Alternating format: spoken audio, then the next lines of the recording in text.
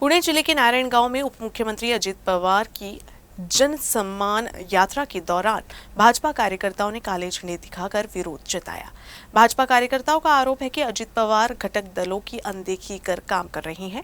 वहीं एनसीपी विधायक अमोल मिटकरी ने इस घटना का विरोध करते हुए कहा कि अगर तीनों घटक दल एकजुट है तो ऐसी घटनाएं नहीं होनी चाहिए, सभी को साथ मिलकर काम करना चाहिए। महायुतीमध्ये जर तिन्ही घटक पक्ष एक आहेत तसं आपण सर्व समजत असाल तर मग अशा प्रकारे उपमुख्यमंत्री जे जनसन्मान यात्रा काढतायत, ज्या जनसन्मान यात्रेचा कार्यक्रम हा काही शासकीय कार्यक्रम नाही आणि तिथल्या भाजपच्या एक ज्येष्ठ पदाधिकारी माझ्या माहितीप्रमाणे त्यांचं नाव आशाताई बुचके यांनी काळे झेंडे दाखवून एक प्रकारे त्या ठिकाणी निदर्शनं केली। हे महायुतीमध्ये अशोभनीय आहे, महायुतीला गालबोट लावण्याचा हा प्रकार आहे।